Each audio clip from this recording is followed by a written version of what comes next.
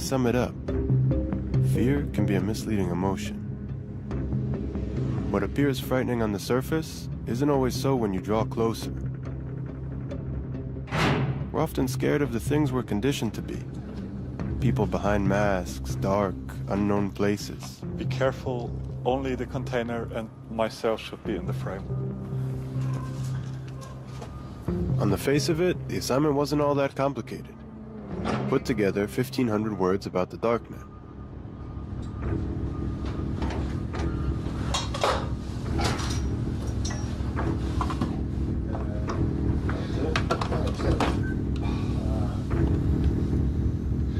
So how did I find myself here, with two faceless crypto-anarchists in an unmarked container on the outskirts of Berlin?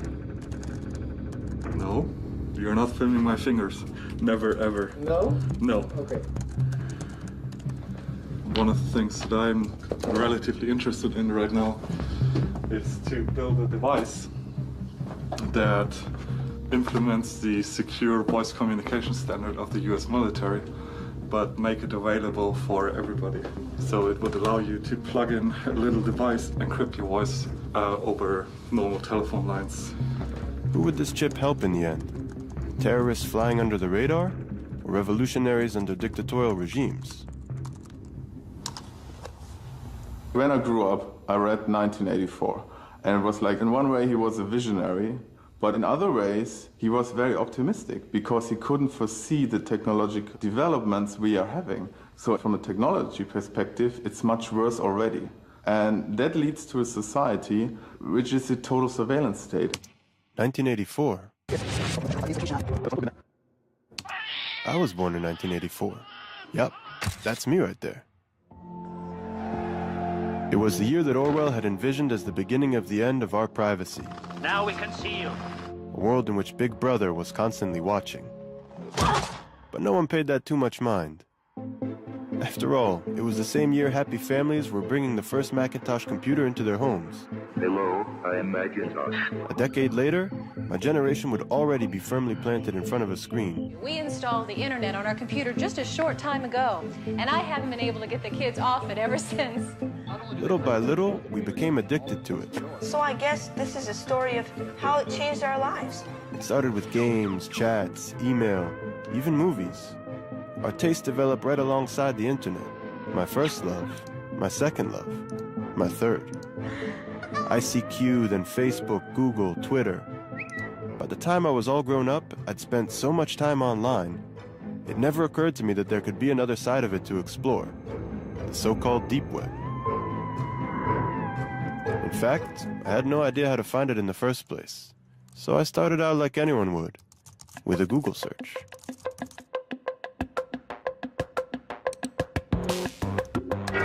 What lurks beneath the surface of the internet? The deep web.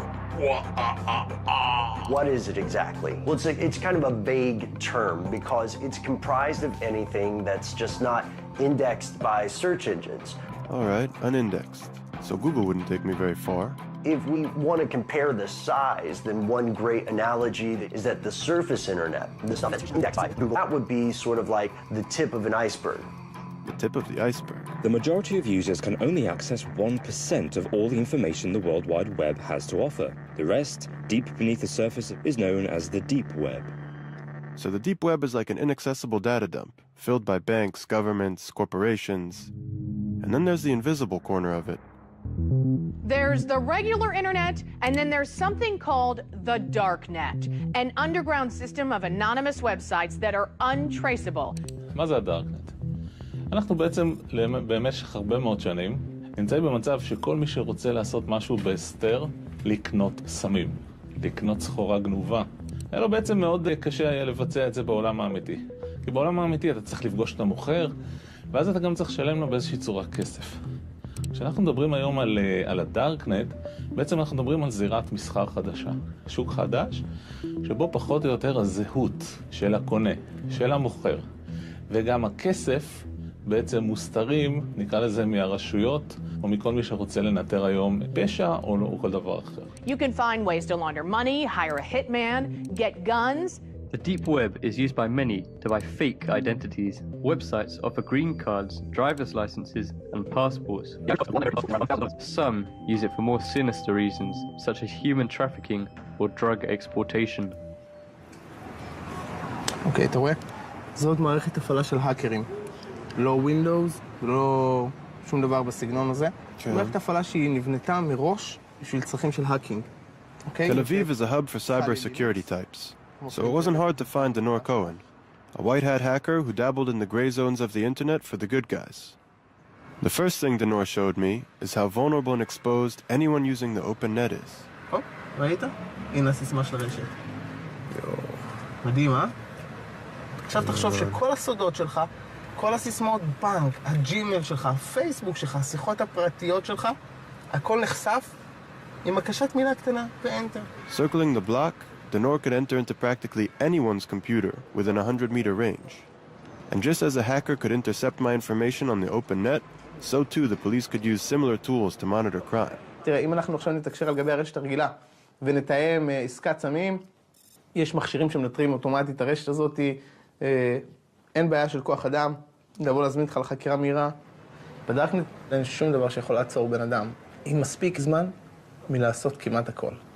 אני רוצה שזה יהיה מאוד ברור מה זה דארקנט. אתה בעצם מתקין לעצמך סוג של תוכנה שמסתירה בעצם את הפעילות שלך. Well, you're going to need some software. One of the most popular is called Tor. Tor, which originally stood for the Onion Router. The Onion Router. Onion Router. It was made by the U.S. Navy. How does Tor do it? Well, it takes your data and it bounces it around the world over several different data nodes. That way, no person or agency can figure out where the data came from or where the data is going. If you want to keep yourself invisible online, there is absolutely nothing better than Tor. It seemed unbelievable. Under cover of complete anonymity, sitting in the living room between episodes of your favorite show on Netflix, anyone could be pulling off the perfect crime, with no one the wiser. It took seconds to download and Tor was on my desktop. The door to the darknet was wide open. Goodness, this is quite extraordinary. It's such a large rabbit hole. I'll just take a look inside. The question was, where to?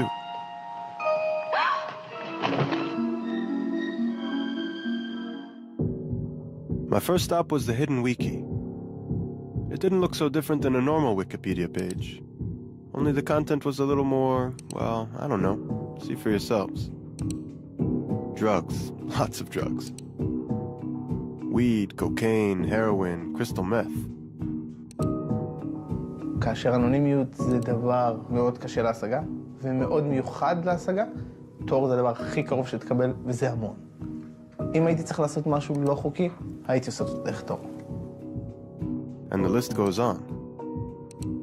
Killers for hire, offers to take out politicians. $65,000 to take out a journalist. What? That's all I'm worth? הסכרים נפרצים. אין שום דבר שעוצר אותך. אין חוק, אין סדר, אין משפט, אין כלום. לכן אני רואה בתור דבר מאוד מסוכן. מאוד מסוכן. Drugs and guns were just the shallow end of the darknet pool, though. There were plenty of groups and community forums to satisfy humanity's darker desires. Neo-Nazis, obviously they'd carved out their own niche. Then there were the guys into animal torture, snuffed kids, pedophilia. The most bizarre place I stumbled upon, though, that would be the Cannibal Cafe. Serving humanity. I mean, seriously? אני יכול להגיד לך על ישיבות שהיו לי עם קצינים, שתלשו שערות אחת-אחת. אין לנו מה לעשות מול הדבר הזה. זה פשוט סיוט. A modern-day virtual Sodom and Gomorrah. It sure looked like a nightmare. If the rules of the game were changing, then what were the police doing to catch up? And did they even stand a chance? אוקיי, רצים? אפשר? כן.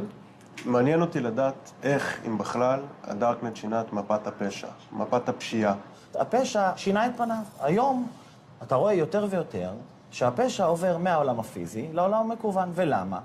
ולו בגלל הסיבה הפשוטה שבעולם המקוון אנשים נוטים לחשוב שהם יכולים להיות יותר אנונימיים ולעשות עבירות בלי להתאפס. תיכנס לתוך הדארקנט, אני מניח שנכנסת, אתה רואה לצורך העניין בן אדם רוצה לרכוש X, Y או Z, לרוב הדברים שהוא רוצה לרכוש זה דברים שאסור לו להחזיק ואסור למוכר למכור, אם זה סמים, אם זה נשק, אם זה תועבה של קטינים, אם זה לקנות שירות, החל מהדבקה של מחשב, רנט ההאקר, וכלה ברצח. The list of cyber threats went on and on, but I kept wondering, is hiding your identity online a crime in and of itself? העניין הזה של אנונימיות. האם אתם רואים בזה דבר רע, דבר חיובי, או אתם אדישים לזה? תראה, התפקיד שלנו זה לאכוף את החוק. מי שקובע את הנורמות החברתיות במדינת ישראל זה המחוקק. אני לא חושב שזה המקום שלי להביע דעה אם אדם צריך להיות אנונימי או לא. אני כן יכול לומר שהאנונימיות היא לכאורה נותנת לאדם לחשוב שאם הוא יעשה עבירה הוא לא יתפס, וזה טעות, זה לא נכון.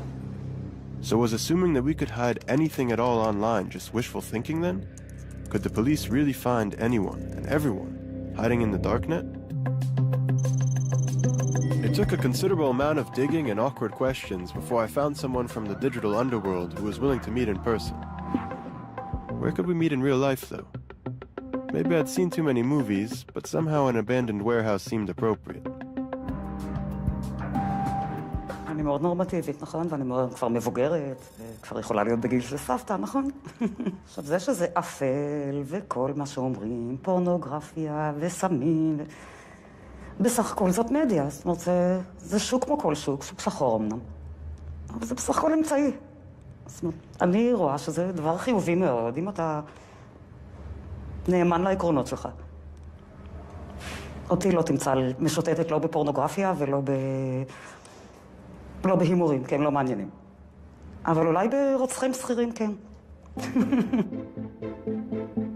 מאוד כעסתי על זה שלא יכולתי לקנות איפה שרציתי, מוצר שרציתי. בדקתי באינטרנט, אמרו לי דפדפן תור מתאים. נכנסתי. אכן ראיתי, והעולם מרתק. זאת דווקא שמכינים ממנה חשיש ביתי. יש הרבה שעושים את זה. קוקאין? קוקאין, זה גם. אז תשמע, הרופאים נותנים ריטלין, בשביל מה צריך קוקאין לא חוקי? על זה אתה כועס? אין מה לכעוס על זה. זו פלטפורמה. הם מציגים את מרכולתם. Of course, Lily was hardly who I had imagined I'd be meeting with. She looked more like one of my mom's friends than someone who used the darknet. אבל באמת, זה לא מפחיד אותך? זה לא מפחיד, מפחיד שוב, מה שעושים עם זה. אפשר לעשות עם זה דברים רעים, זה נכון. אבל הדארקנט לכשעצמו לא מפחיד. I tend to be skeptical of people who tell me there's nothing to fear. Was the darknet really just a black market equivalent of eBay? Technology has always been two-sided. Depends how you use it. Take, for instance, the 3D printer.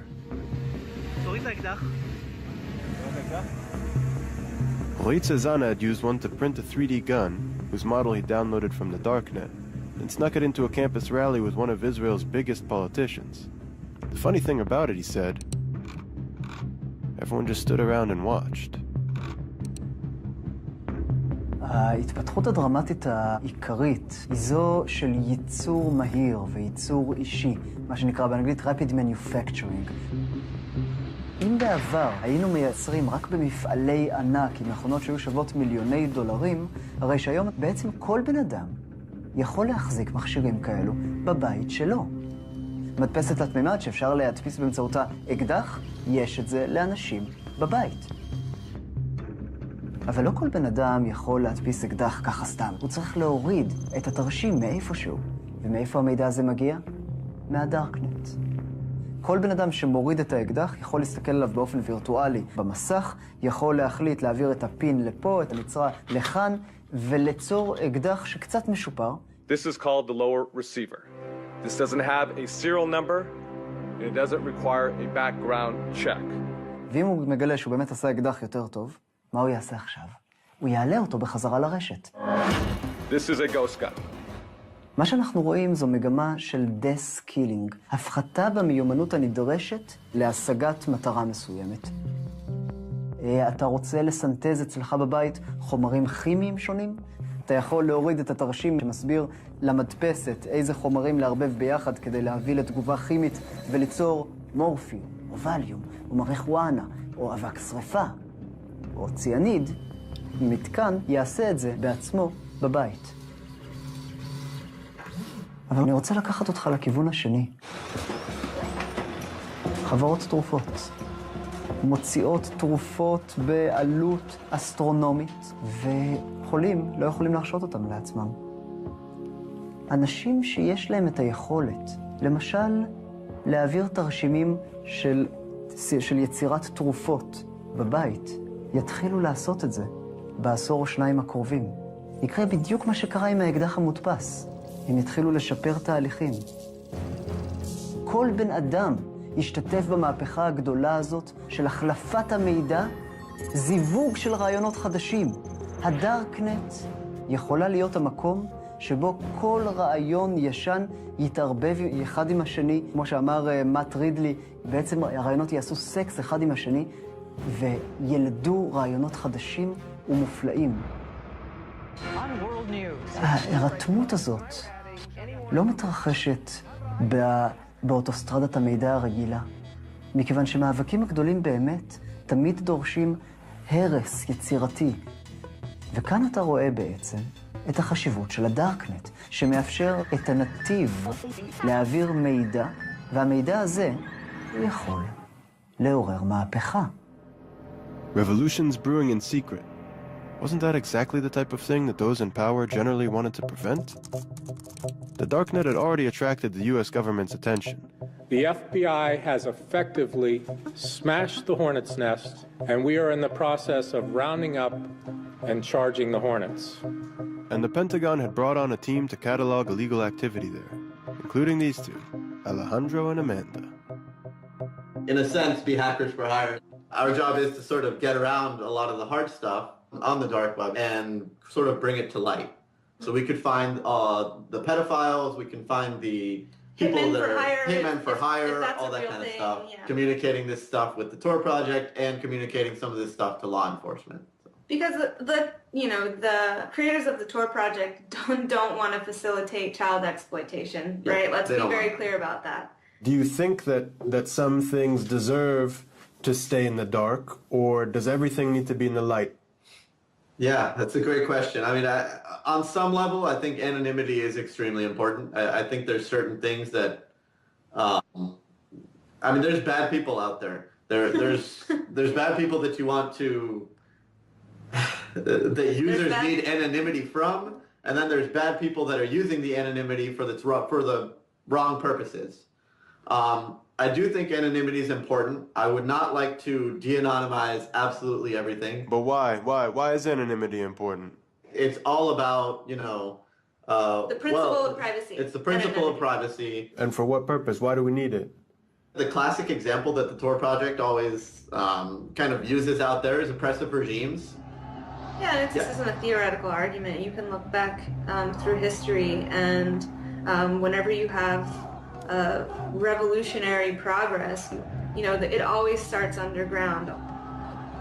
I think about it in if let's say in some like futuristic apocalyptic scenario, my government turns on me and I want to be part of the rebellion or something, like, I would want something like this to exist. That was about the last thing I expected to hear from anyone employed by the US government. That even in the back of their minds was a big brother-like scenario, the kind of idea you'd sooner expect to hear from anarchists. Instead of privacy, we have permission. It's about control, isn't it? It's about the incremental eradication of freedom. That's Julia Turiansky, a self-proclaimed anti-state propagandist. Don't police me. Statism is death. Jesus. Join me in my love affair with freedom. Privacy, control, freedom. This is Anarchast. These were buzzwords for a small group advocating for a new alternative to a broken system. People get afraid of new things very easily, and these are new ideas. Hacker, anarchist, darknet, they sound foreign. These were the crypto-anarchists, an offshoot of a small group of technophiles that came together at the dawn of the internet age, the cypherpunks. What is a cypherpunk? What do you guys stand for? Cypherpunks are cryptography activists. We believe in personal privacy for everybody. It was the cypherpunks who had been responsible for the very first instance of a darknet, what they'd called the blacknet. Americans are not prepared to face the fact that they're living in an electronic police state. If anyone could tell me what it was I was missing about the darknet, it had to be them. And they were all gathering at the Institute of Crypto Anarchy in downtown Prague.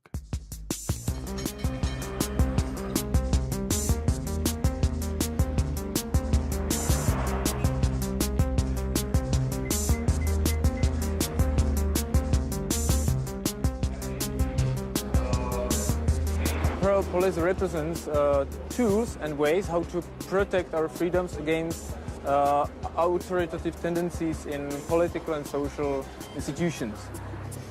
I'm sorry, it's limited. Really, we cannot take pictures of the people. Yeah. Shoot against it. Yeah. Stepping into the Hackers Congress, I had felt entirely unsure about what I was about to enter. So unsure, in fact, that I had circled the block before actually going in. And when I finally found a few participants who would speak on camera, it came with certain conditions. Great. Let's go inside.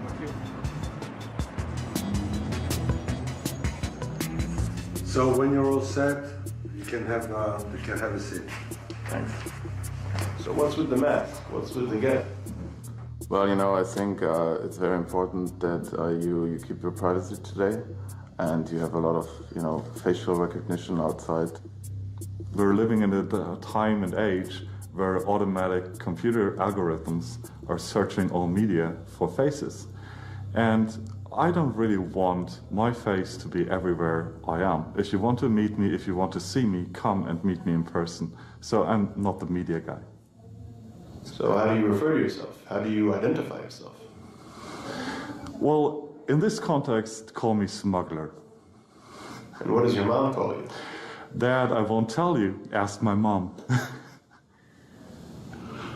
The reason we want privacy, fundamentally, is it because it allows free human action according to our own will. Humans develop when they use their own mind and make their own choices, good or bad, and they deal with their own consequences. That's how we grow. You have to be able to screw up without getting slammed. And when there's somebody looking down at you, when you have to be afraid, when you have to lower your voice to talk about certain things, you are squeezing out human development, human evolution. I think nowadays it's a much more subtle way of totalitarianism. On the outside, you have all these freedoms. You can wear whatever you want, you can do whatever you want, you can be gay, it's all fine. Like we are free people.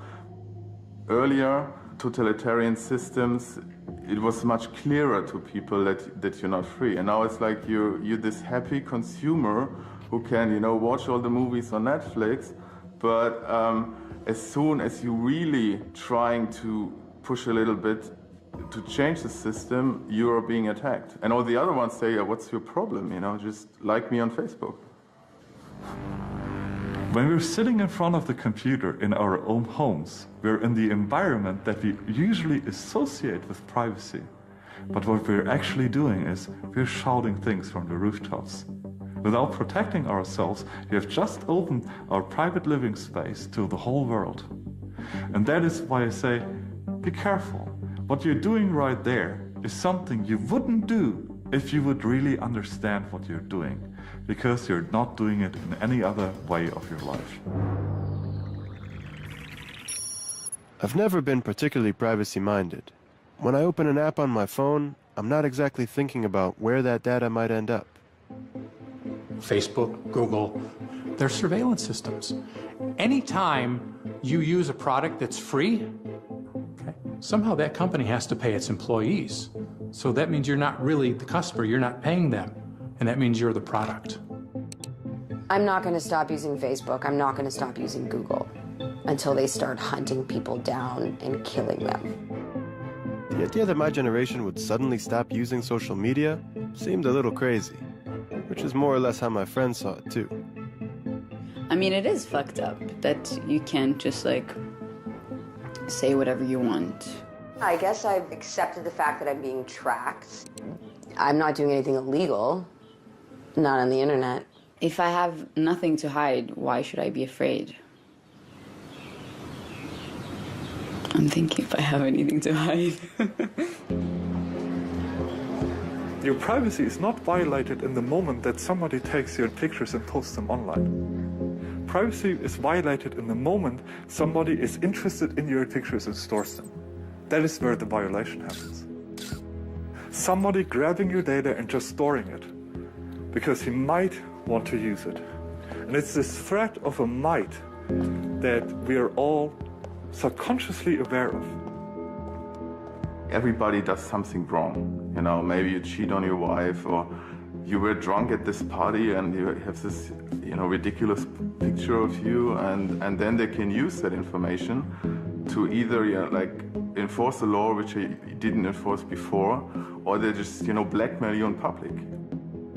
When you're in a state where you have no privacy, where you have no anonymity, you're always worried about somebody looking in, somebody who's going to either physically punish you or say bad things about you behind your back or shame you. Shame among humans is like the weapons of mass destruction.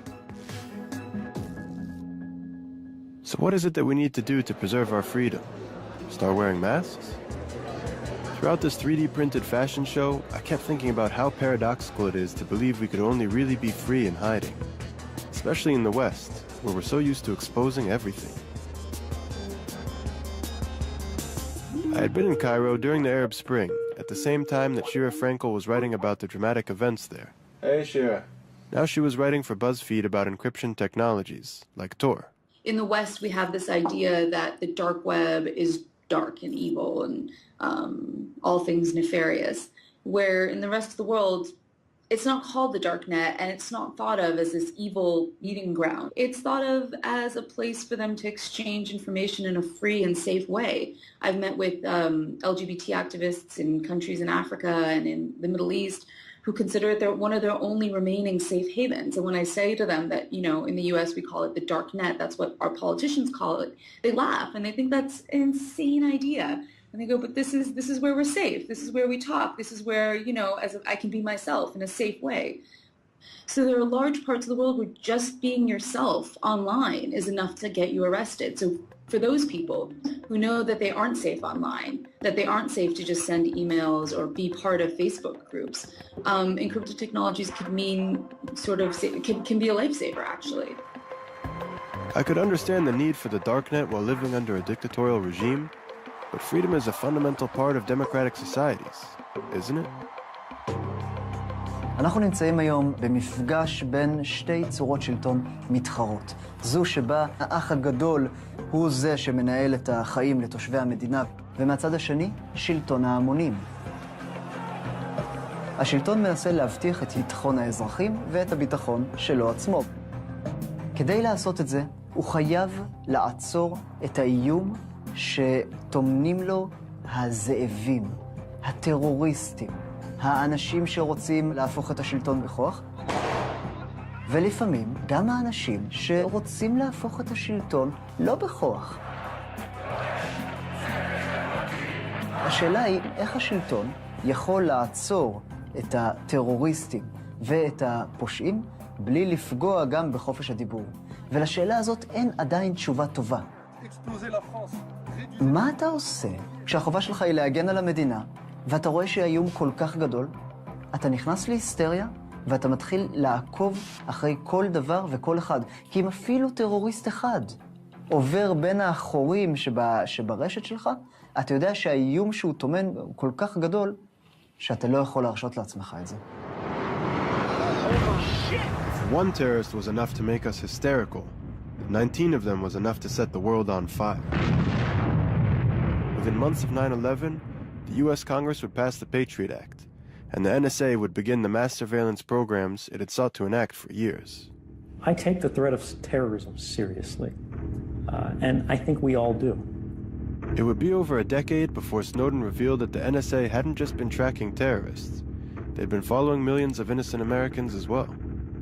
I think it's really disingenuous for the government to justify programs that have never been shown to keep us safe, but cost us liberties and freedoms that we don't need to give up. When I came back to the US and I spoke to people about the Snowden files, a lot of them sort of shrugged their shoulders and were like, well, what do you expect? Of course the government's doing this. Of course the government's monitoring us in these, X, Y, and Z ways. And so I thought that was interesting, that on the one hand, here were these files, this cache of documents that was going to reveal in an unprecedented way what the government was doing to spy on us. And at the same time, here were Americans shrugging their shoulders and being like, so what? They say they want the information because it's good for you. Well, there's a problem with that. Number one is that they just collect everything they can and get everything they can because they can, and because, to be honest, if you're in government, if you're doing that type of work, the odds are very high that you have sort of a control bias psychologically. They like control. They want to think everything, if something bad could happen if we don't control that. Well, something bad could always happen. So when you take that as a standard, there's no end. בתמסורות פנימיות של ה-NSA, אנחנו יכולים לראות שהשלטון וה-NSA כבר התחילו להעביר מסמכים פנימיים ביניהם, שמלמדים את הסוכנים שלהם מה הפגיעויות, לא של טרוריסטים, של מטיפים מוסלמיים. כשהשלטון ממפה מה נקודות התורפה של מטיפים מוסלמיים, מצביע על אחד מהם ואומר, הוא גולש בפורנו באינטרנט. פתאום לשלטון יש כוח, ככה, לכבות את המוניטין ואת הסמכותיות של כל בן אדם שהוא לא אוהב את מה שהוא אומר. I have a dream that one day this nation will rise up. אולי אני רק אומר שיכול להיות שגם המטיפים החשובים ביותר, גם מרטין לותר קינג, שאגב בגד באשתו על ימין ועל שמאל ועישן באופן סדרתי, דבר שהוא הסתיר מהציבור עוד כמה שהיה יכול, אם הוא היה חי היום, והוא היה מתחיל את אותה מהפכה של לתת זכויות לשחורים באמריקה, השלטון היה יכול לכבות אותו בכזאת קלות. ואם אפשר לעשות את זה לכל אחד, לאן זה לוקח את המדינה? כשהדעות הסותרות לא נשמעות.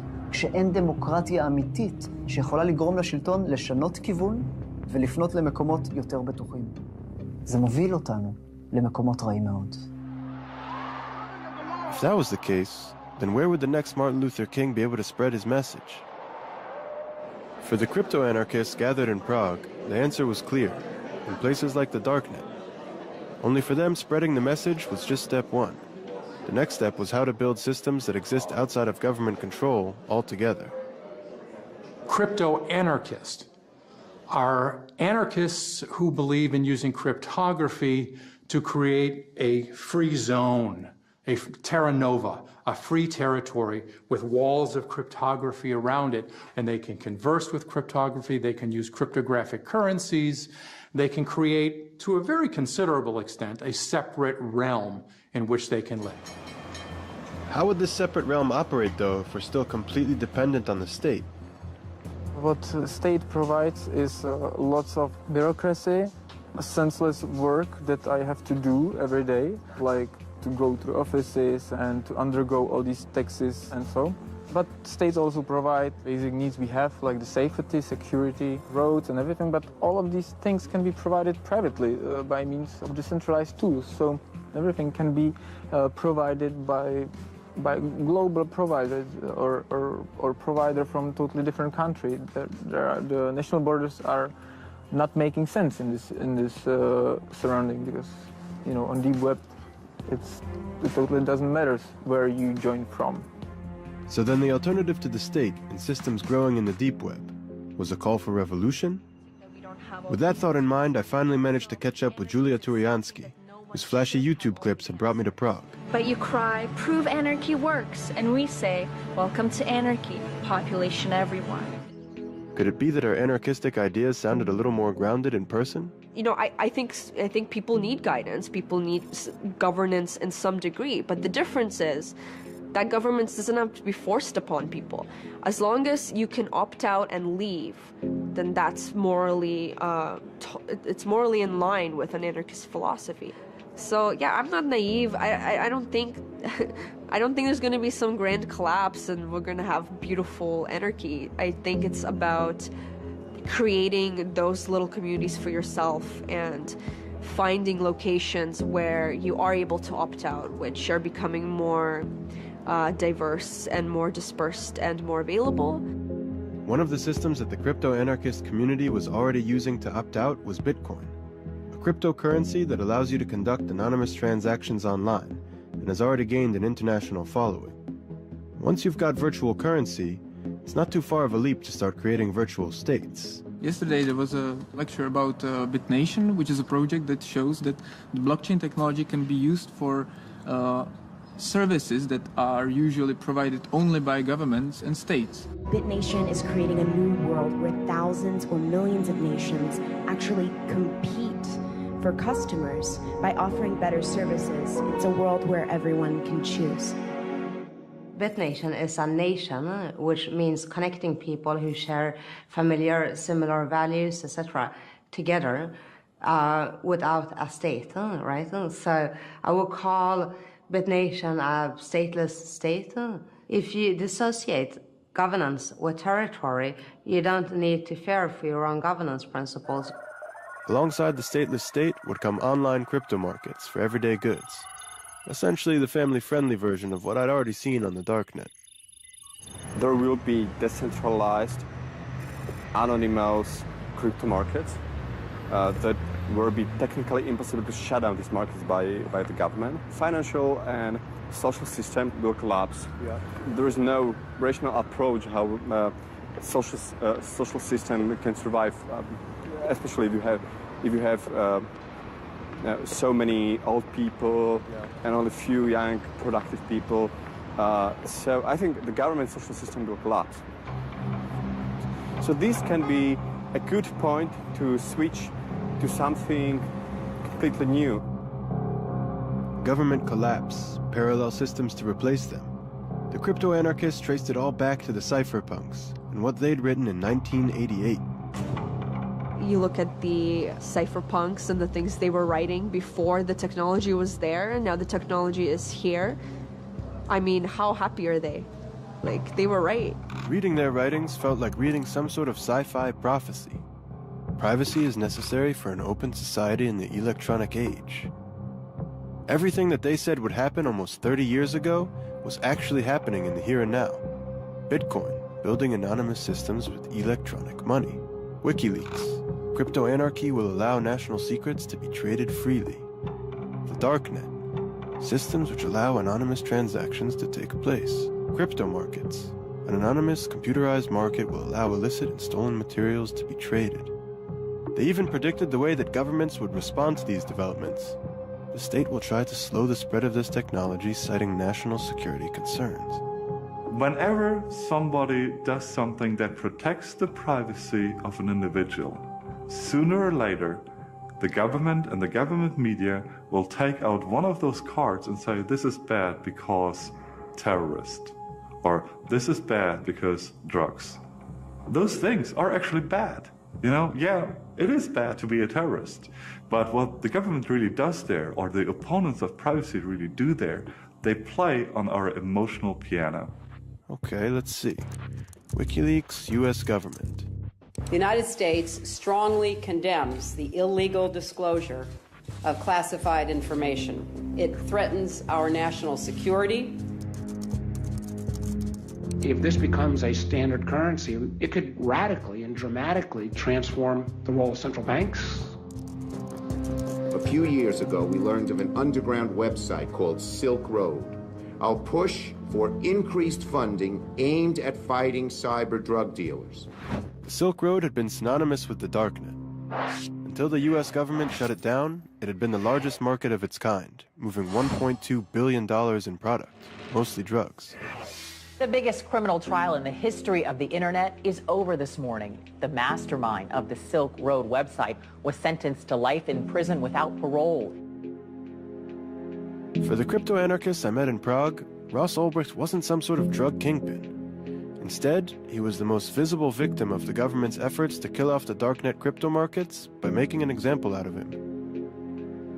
If you look at the history of cypherpunk crypto anarchy, that's actually one of the first real-world examples of a counter-economy in operation, and it was hugely successful.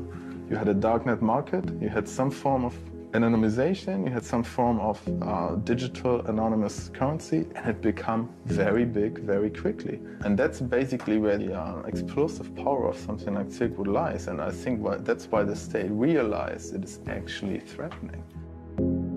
Silk Road was threatening the status quo. It was threatening the power of the state. Now imagine that would exist not just for drugs, but it would exist for food. It would exist for energy. If every good on the planet is reasonably priced, available on the black market, the state loses most of his income, most of his ability to regulate, most of his ability to actually favor certain companies, and then what would happen? It will lose its power. I want governments to be away, if that's my option. If I had the red button that says all governments, all states, all involuntary organizations disappear right now, I would hit the button right now. No states, no central governments or banks. What would happen if we pushed the red button? Absolute chaos? Or a new beginning? I left Prague feeling like I was coming back from the future. Only a rude awakening was waiting for me in the present.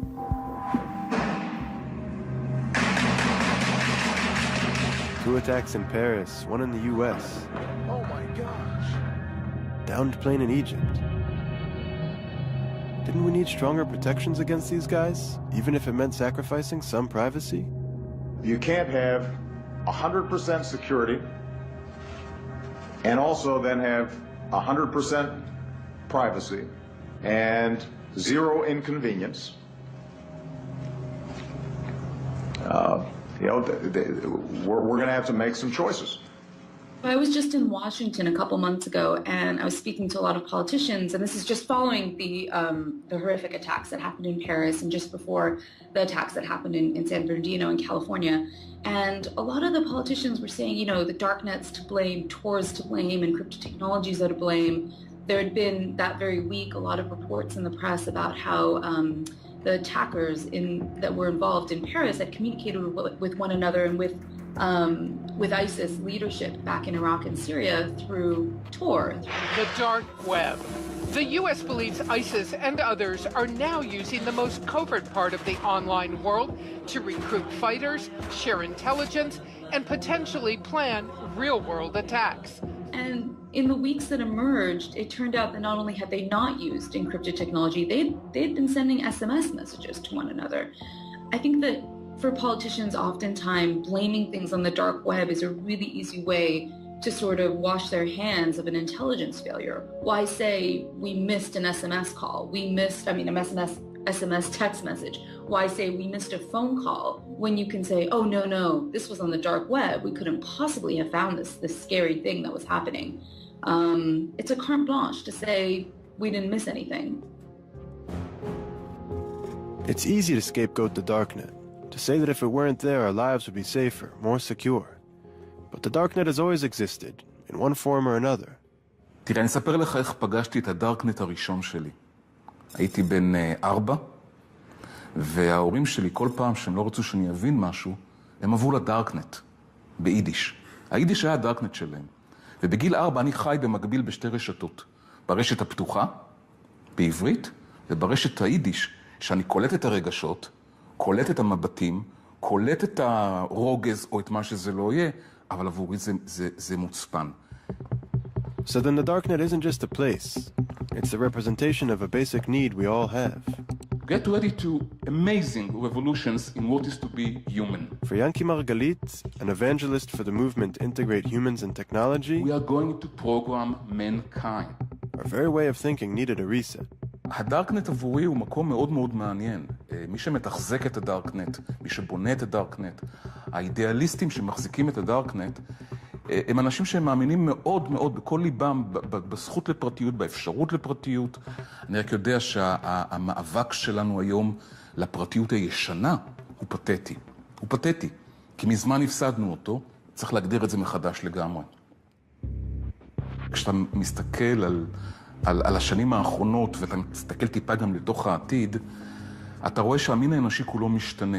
הוא עובר היום איזשהו סוג של שינוי מאוד מאוד מואץ. אנחנו מחברים את הטכנולוגיה לביולוגיה, את הביולוגיה לאלקטרוניקה, ויוצרים לדעתי מין אנושי חדש. מין שהוא משוכלל יותר, מחובר יותר. אנחנו גם לוקחים את האנשים כאינדיבידואלים ומחברים אותם למשהו גדול יותר.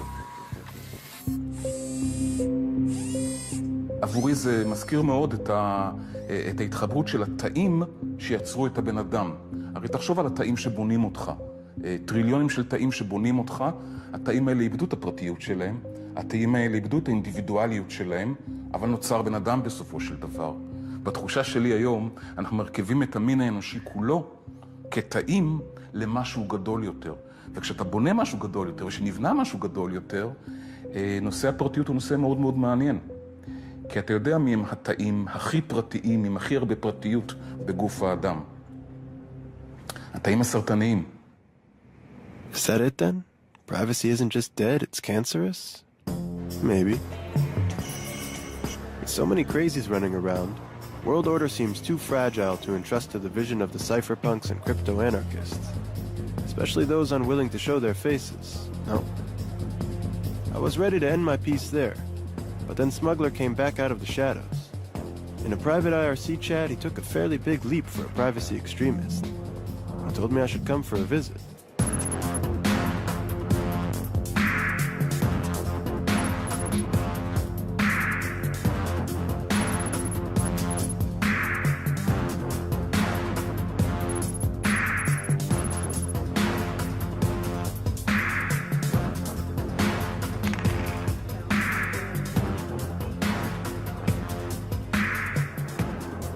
Riding around the streets of Berlin with two guys in masks made me a little uncomfortable, even if we'd already met once before. What must have been going through the taxi driver's head? Think about it, like psychologically, why you were nervous. And I mean, look at you, okay? But fear can be a misleading emotion. What was I supposed to be afraid of, really? The cancerous cells? Or giving up our privacy and individuality to become one big organism? You can't make all people work the same ways. And we see that in nature as well. Farming, for example, you know, if you're using all the same methods, all the same crop, all the time, sooner or later, your farming operation will break down because reality depends on diversity to become stable. Cut off camera here. Yeah.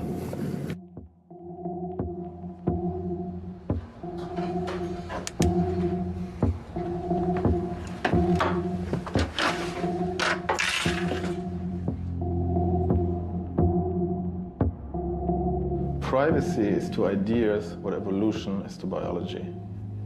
You know, to have a healthy ecosystem, you need local niches and you need evolution, you need different organisms who are like mutating, who are evolving, and some of them will die and some of them will prosper. And in the whole, it's a very resilient structure.